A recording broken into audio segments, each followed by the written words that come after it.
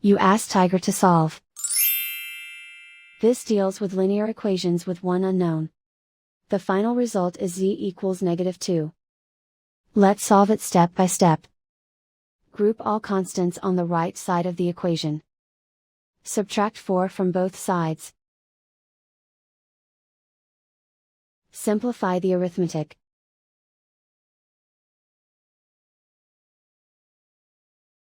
Isolate the z. Divide both sides by 2.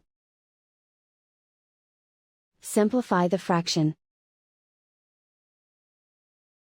Find the greatest common factor of the numerator and denominator.